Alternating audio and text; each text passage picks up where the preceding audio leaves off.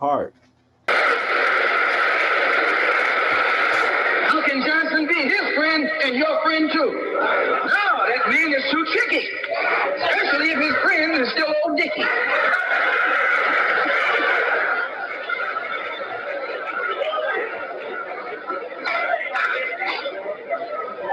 Whenever the Negroes keep the Democrats in power, they're keeping the Dixiecrats in power. This is true. A vote for a Democrat is nothing but a vote for a Dixiecrat. I know you don't like me saying that. I'm not the kind of person who come here to say what you like. I'm going to tell you the truth whether you like it or not.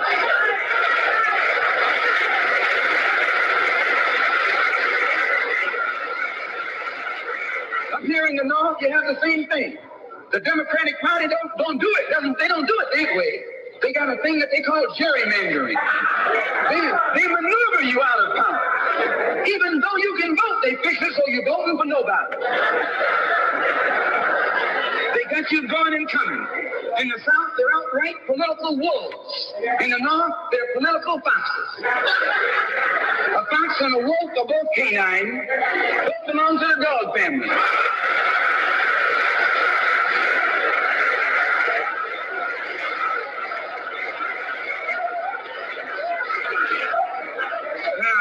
You take your choice. You're going to choose a northern dog or a southern dog.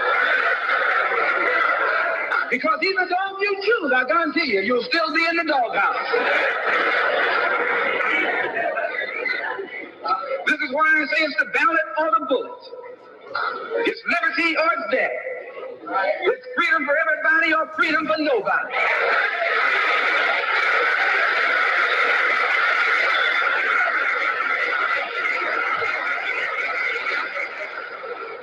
America today finds herself in a unique situation. Historically, revolutions are bloody. Oh, yes, they are. They have never had a bloodless revolution or a nonviolent revolution. That don't happen even in Hollywood.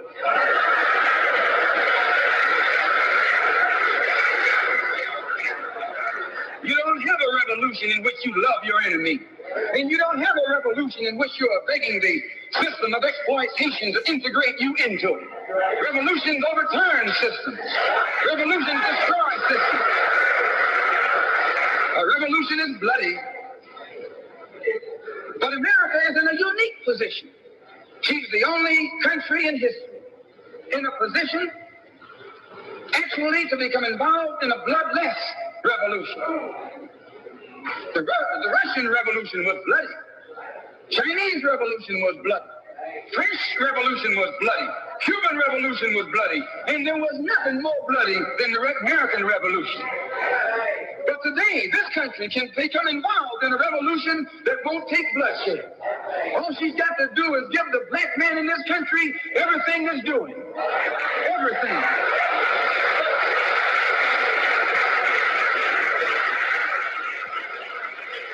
I hope that the white man can see this.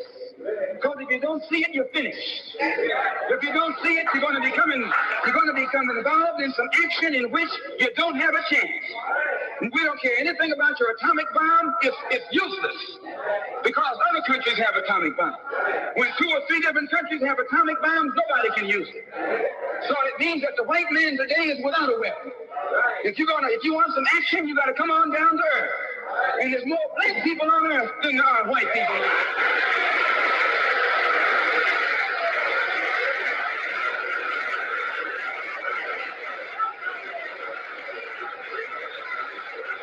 I only got a couple more minutes. The white man can never win another war on the ground. His days of war victory, his days of background victory are over. Can I prove it? Yes. Take all the action that's going on this earth right now that he's involved in. Tell me where he's winning. Nowhere. When some race farmers, some race eaters ran him out of Korea. Yes, they ran him out of Korea.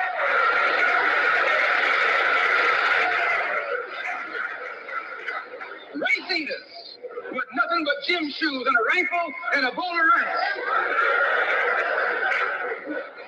took him given his tanks and his napalm and all that other action he's supposed to have, and ran him across the Yalu. Why? Because the day that he can win on the ground is past.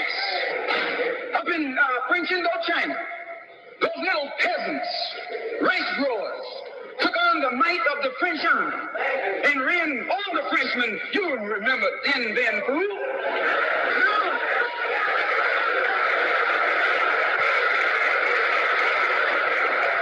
The same thing happened in Algeria, in Africa. They didn't have anything but a rifle. The French had all these highly mechanized instruments of warfare, but they put some guerrilla action on them. And a white man can't fight a guerrilla warfare. Guerrilla action takes heart, takes nerve, and he doesn't have that.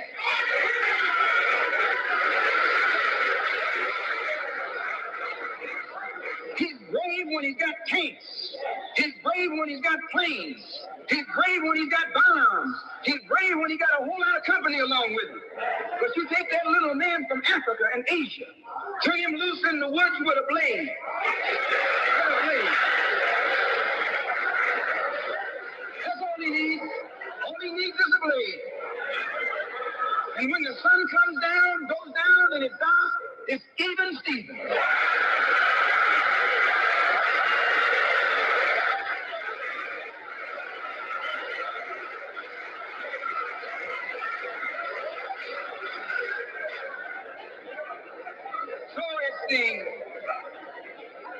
It's the ballot or the bullet.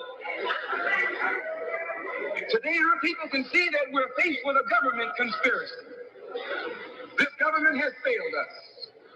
The senators who are filibustering concerning your and my rights, that's the government. Don't say it's Southern senators, this is the government. This is the government filibuster. It's not a segregationist filibuster. It's a government filibuster. Any kind of activity that takes place on the floor of the Congress or the Senate, that's the government. Any kind of dilly-dallying, that's the government. Any kind of pussyfooting, that's the government. Any kind of act that's designed to delay or deprive you and me right now of getting full rights, that's the government that's responsible.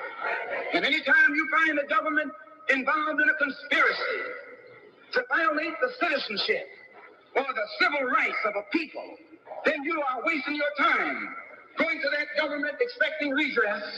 Instead, you have to take that government to the world court and accuse it of genocide and all of the other crimes that it is guilty of today.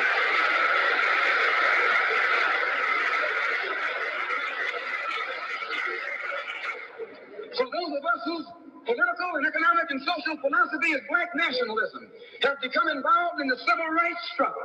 We have injected ourselves into the civil rights struggle, and we intend to expand it from the level of civil rights to the level of human rights. As long as you fight it on the level of civil rights, you're under Uncle Sam's jurisdiction. You're going to his court expecting him to correct the problem. He created the problem. He's the criminal. You don't take your case to the criminal, you take your criminal to court.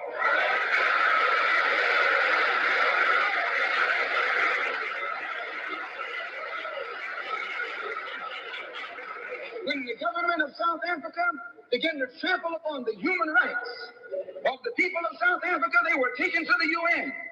When the government of Portugal began to trample upon the rights of our brothers and sisters in Angola, it was taken before the UN.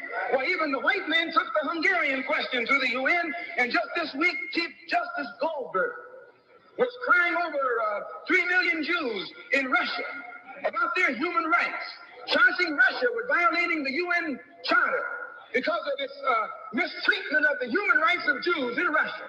Now you tell me, how can the plight of everybody on this earth reach the halls of the United Nations and you have 22 million Afro-Americans whose churches are being bombed, whose little girls are being murdered, whose leaders are being shot down in broad daylight? Now you tell me why the leaders of this struggle have never taken it before the United Nations.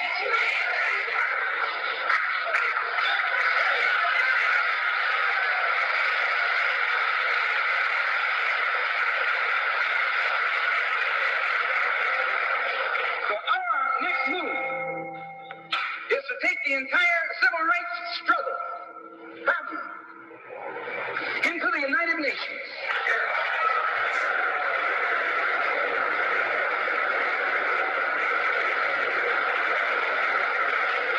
the world see that Uncle Sam is guilty of violating the human rights of 22 million Afro, and still has the audacity or the nerve to stand up and represent himself as the leader of the free world.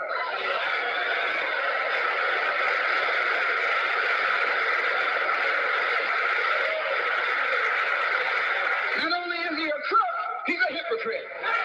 Here he is standing up in front of other people, Uncle Sam, with the blood of your and my mothers and fathers on his hands, with the blood dripping down his jaws like a bloody-jawed wolf, and still got the nerve to point his finger at other countries. You can't even get civil rights legislation. And this man has got the nerve to stand up and talk about South Africa, or talk about Nazi Germany, or talk about Portugal. No more days like those.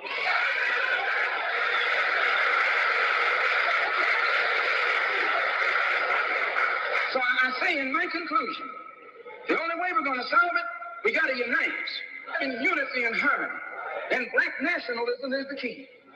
How are we going to overcome the tendency to be at each other's throats that always exists in our neighborhood? And the reason this tendency exists, the strategy of the white man has always been divide and conquer. He keeps us divided in order to conquer us. He tells you, I'm for separation and you for integration, and keep us fighting with each other.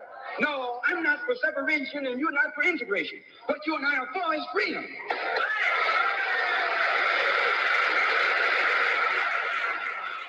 Only you think that integration will get you freedom. I think separation will get me freedom.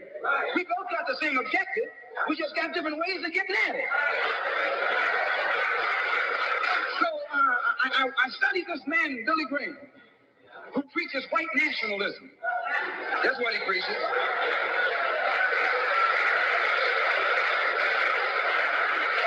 I say that's what he preaches. The whole church structure in this country is white nationalism. You go inside a white church, that's what they're preaching, white nationalism. They got Jesus white, Mary white, God white, everybody white. That's white nationalism.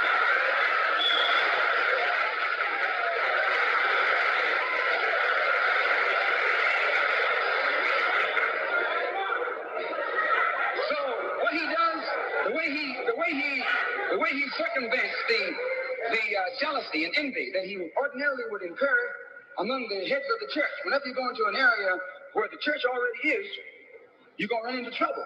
Because they got that thing, what you call it, syndicated. So they got a syndicate, just like the racketeers have. I'm going to say what's on my mind, because the church has already, the preachers already proved to you that they got a syndicate.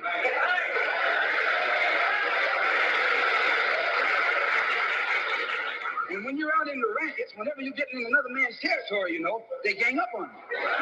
And that's the same way with you. You run into the same thing. So how Billy Graham gets around that, instead of going into somebody else's territory like he's going to start a new church, he doesn't try and start a church. He just goes in preaching Christ. And he says, everybody who believes in him, you go wherever you find him. So this helps all the churches, and so since it helps all the churches, they don't find him.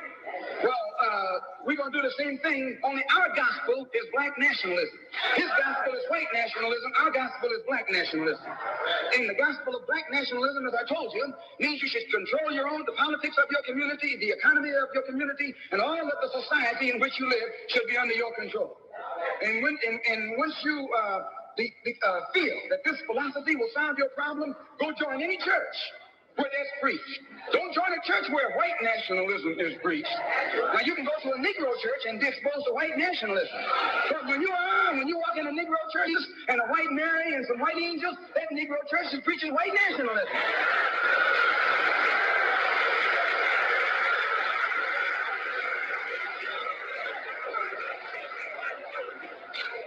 When you go to a church and you see the pastor of that church with a philosophy and a program that's designed to bring black people together and elevate black people, join that church.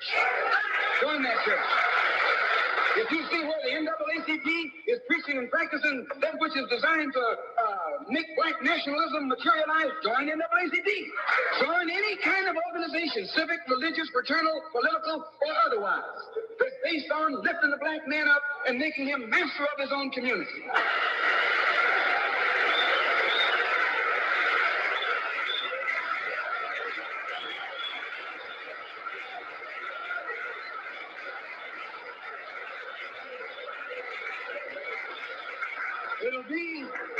It'll be the ballot, or it'll be the vote. It'll be liberty, or it'll be death. And if you're not ready to pay that price, don't use the word freedom in your vocabulary. One more thing. I was on a program in Illinois recently with Senator Paul Douglas, the so-called liberal, so-called Democrat, so-called white man. At which time he told me that our African brothers were not interested in us in Africa. He said the Africans aren't interested in the American Negro. I knew he was lying. But during the next 2 or 3 weeks, it's my intention and plan to make a tour of our African homeland. And I hope that when I come back, I'll be able to come back and let you know how our African brothers and sisters feel toward us.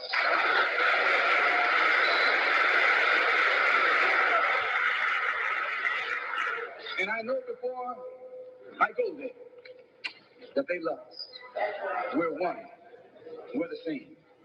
The same man who has colonized them all these years colonized you and me too, all these years. And all we have to do now is wake up and work in unity and harmony, and the battle will be over. I want to thank the Freedom Now Party and the Goal. I want to thank Milton and Richard Henry for inviting me here this afternoon, and also Reverend Clegg. And I want them to know that anything that I can ever do at any time to work with anybody in any kind of program that is sincerely designed to eliminate the political, the economic, and the social evils that confront all of our people in Detroit and elsewhere, all they got to do is give me a telephone call and I'll be on the next jet right on into the city.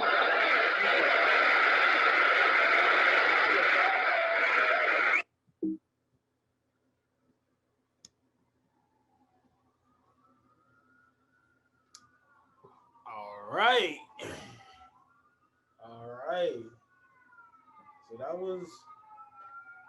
was the actual conclusion of his speech.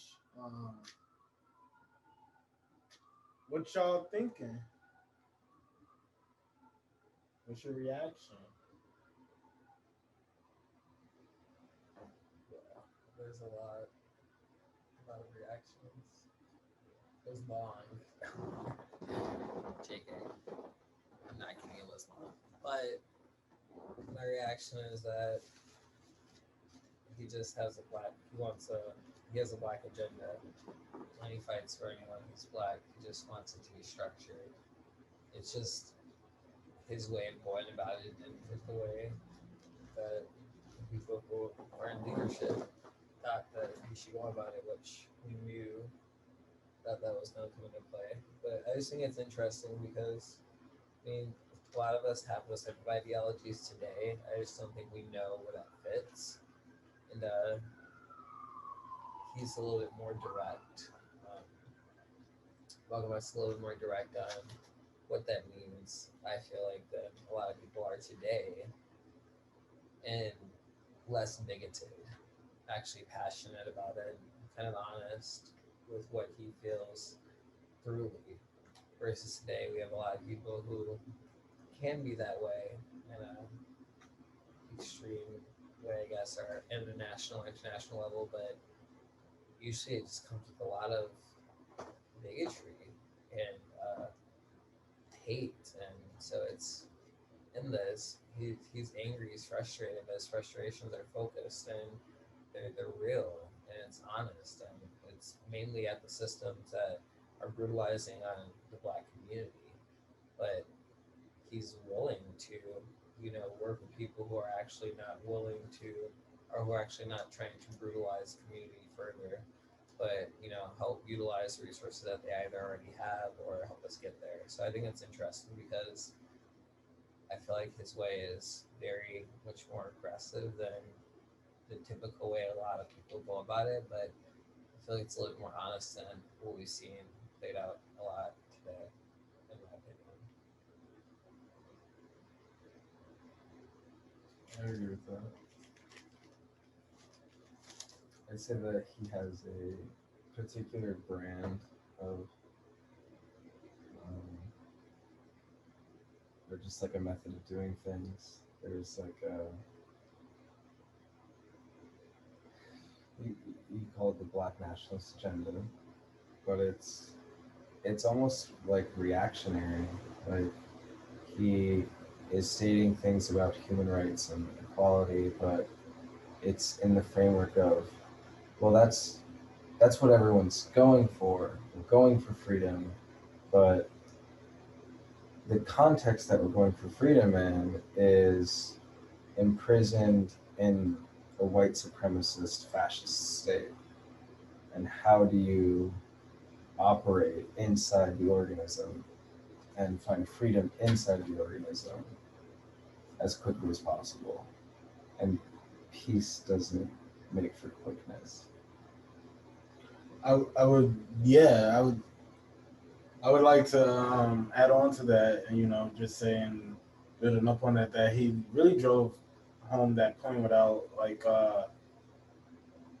getting too granular about it, and his like references to like we suffer social degradation, political oppression, and economic exploitation, and then goes on to kind of describe the idea of two brothers of the same house, neither are black or have empathy for your conditioned experience, you or I's conditioned experience at the whilst of institutional and systemic racism and oppression. Um, then he goes on to talk about a revolution and how America is in a unique position that all others throughout history had not taken, and we can, at that time in 1964, have a bloodless revolution, and in a way we kind of did, uh, where it was kind of like just a social revolution where people started being okay with sitting next to black people in restaurants. Um, Wow. you know, There's some things that didn't really give me choice. yeah, and that That was in all the mix. is a part of the revolution. But what that exemplifies is how when when when systems choose to support revolution, how it looks different than when people have to take their liberation because the system refuses. And he keeps bringing up this point of liberty or death, and I take a different way of saying it here in 2020, where I say it's reparations or revolution. And I love that he goes in on revolution and how America has the opportunity to have a bloodless revolution. Because I think of all of our intellectual property, and if we just had a creative revolution where we draft together policy proposals that directs exactly how to reallocate wealth that was inherited off of our intellectual theft. And there's great examples like even the movie The Banker, where there was two black men who had an idea and had to go get a white face in order to even get the funding for it, to get the legitimacy to operate it, and they had to go impose as the chauffeur and the custodian and have this head right there. I think of revolution in that sense of we don't necessarily need a face anymore. We can be the face and the mechanisms that make it work. And it's done simply by repairing the black personhood, which is something that I don't think we've ever historically have had the opportunity to do as a independent community because of the intentional infiltration of government into our community, as he was describing, where he'll someone will have this type of socioeconomic material classes, and they would think that they've done it. They've achieved the American dream. So when you talk about homelessness or other issues that equally, still affects us because that person is so removed from it, they take their resources and their advocacy elsewhere too, and their passions. Um, but if we can kind of hone that and cultivate that in a way that today puts forth tangible action steps towards that redevelopment of personhood, it's something we can do. And then he speaks of the idea of Civil War II, bringing in about World War III. And please stop me if I'm. I want to moving step back fast. on the revolution part because I think that's interesting. Because when I was listening to that part, and even back a little bit further when we were talking about the political and economic and social philosophy of it, and re-educating our community to understand and to really understand what's going on politically, but and what everything that comes with that, to get to that point of a revolution, to tear those systems down and break those systems away to replace them.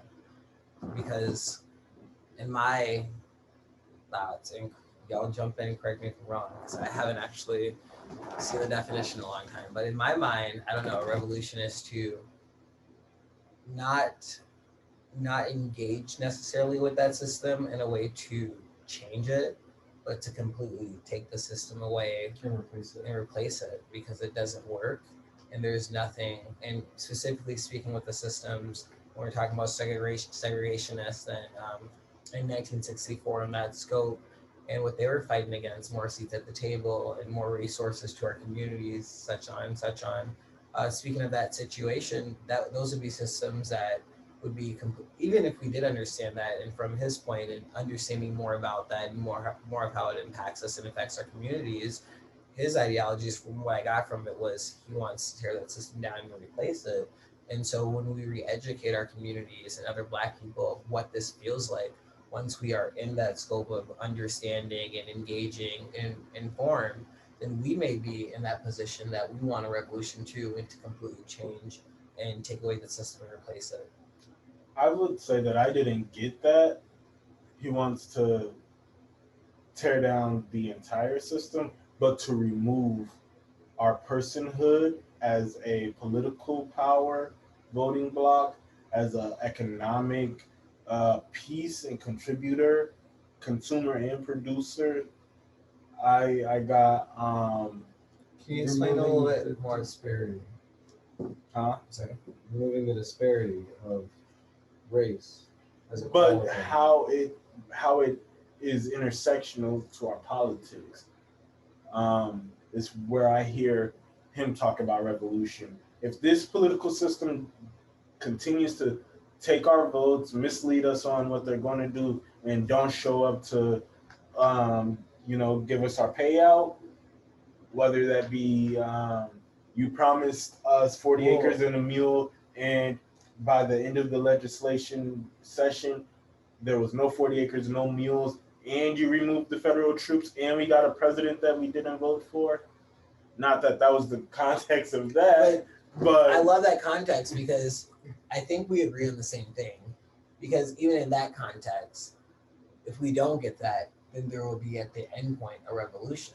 Mhm. The revolution in that endpoint would not be to engage and try to wait and try to find ways to get seats at that table, but to completely flip that table and replace it with a new table, Mhm. which in that aspect would be the system, replacing the system with a system that actually works for our communities, because the system can't be reformed, if you will, or to reconstruct democracy, like an actual workable democracy, like that isn't rigged by voter suppression or election rigging. Like, So how or do we even do or that even if we within talk this about right now? elections though, like it's actually super duper easy. We use this terribly awful thing called the internet to make everyone equal. Your IP address nets you a vote, and all you have to do is run point of check security on both places to make sure that people are rigging elections. but we need the It's right actually super people. easy. We need the right people on the right platforms who has the power to actually start talking But about like, the issue, the center of it, I think the strategizing problem and acting itself upon it. I think isn't something. in the election or in the politics or in people correctly understanding it. The system, the political system in this country in and of itself is inherently flawed and broken. Malcolm X was pointing that out, saying it doesn't matter if the Democrat or the liberal, the Republican, everyone is not out for me. And so my agenda is Black nationalism. because every other agenda is co-opted. Every other agenda disproportionately doesn't benefit me as much as it benefits other people. And when I try to get something done, it doesn't. It just doesn't happen. So when Black liberation happens, if I see it, it also brings in the liberation of all of the people. Because if it has been this deathly slow for me, and other people get liberated by the United Nations and other areas, then holy shit, no one else on the planet is going to have to suffer.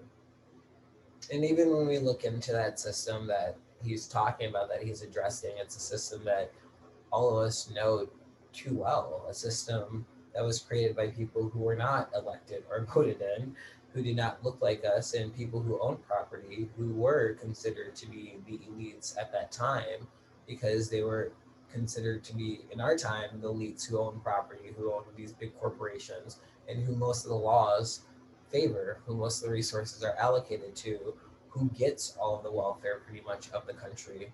You talk about all of those resources. So he was talking about that system specifically because the system was never made for us, because it was never made by people who looked like us or had anything of our interest. It was actually made against that.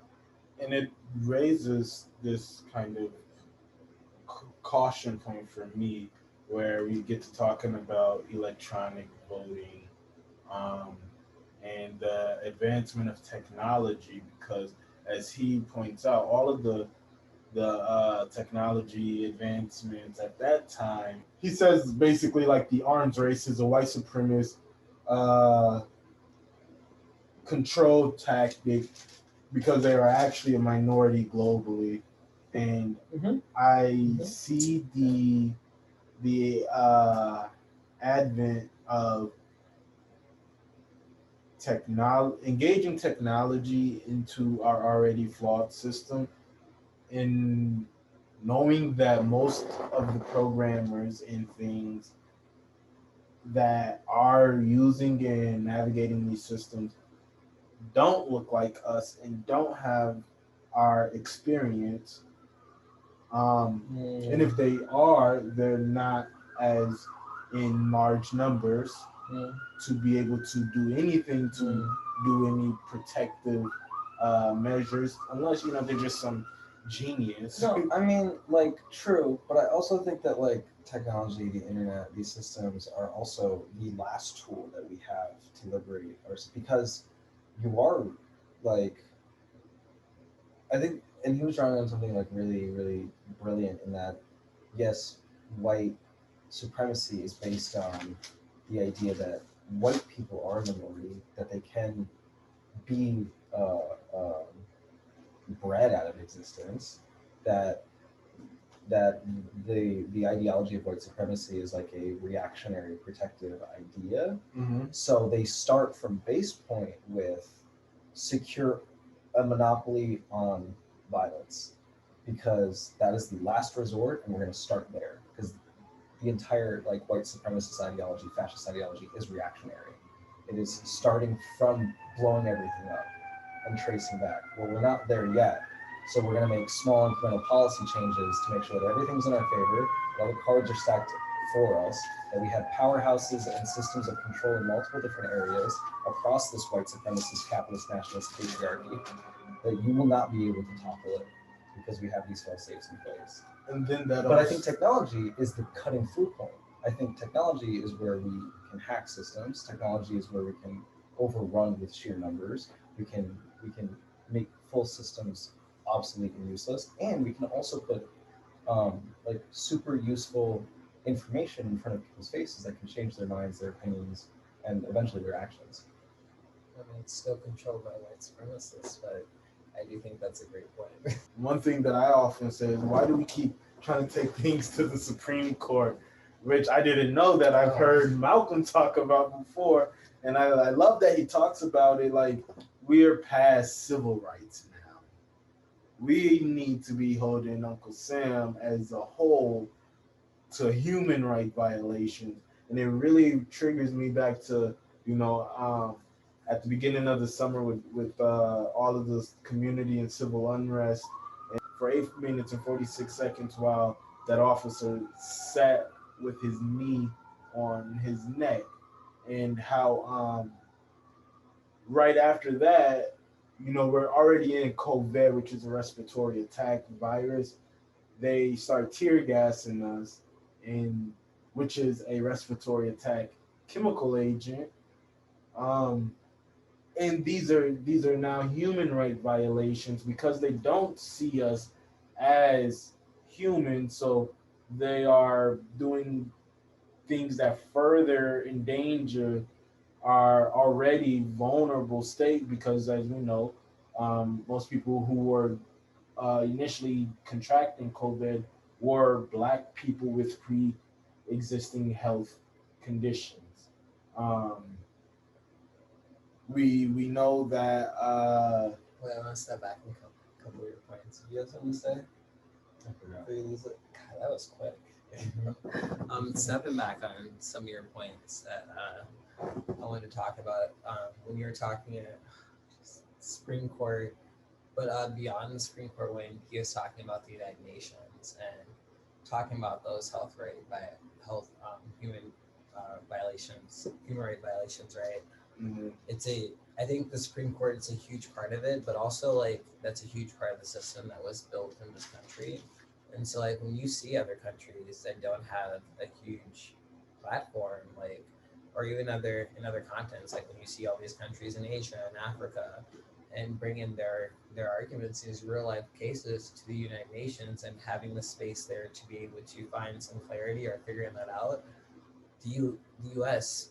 I mean, everything's happening in everyone's face here, and there's been reparations has been brought up in the UN, and amongst many other things that have been brought up in the UN benefit to us. And I think it is interesting because the Supreme Court does hold a lot of power in this country, and a lot of times they will have the final say as far as legislation and laws that are put in. It's a situation that's going on now with Barrett and getting that justice and what that might look like for a lot of people's rights because those are lifetime appointments and they have a real impact on the laws for our lifetime. So when we think about George Floyd, even that situation specifically was caught on camera, but we know that that's happened so many times.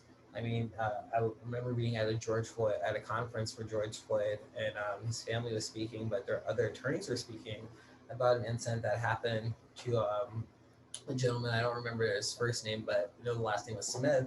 10 years prior to this, and it was the same situation. And Minneapolis police said that they were going to change their training to not doing that exact same situation. So I thought that was interesting because when we talk about reform, that's another conversation.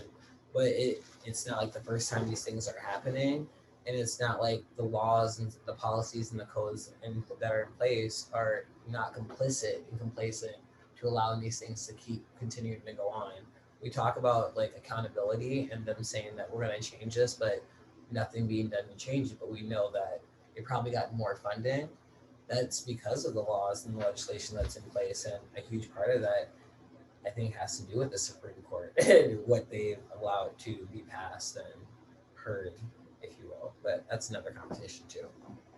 I don't think that justifies the Supreme Court's existence just Does because not at all. they had power, they were influential. Like all of these archaic systems for our government, which hadn't been reformed in the ways that they should have been, which are consistently told we are told that they will be reformed in an effort to appease or to prolong the inevitable, which is replacement. It's abolition. Like that's the end game. And while we will continue to wait for it to happen, it's coming. Like there's nothing you can really do to stop it because this system, this way of doing things, like white supremacist, this fascist ideology, like this is going to be rooted out. Like, and just because it's dressed up in like American politics and the structure of equal checks and balances and like all of the bureaucracy that we've created around this, like these ideas fundamentally, no matter how you dress them up, are abhorrent and they will be rooted out of the system.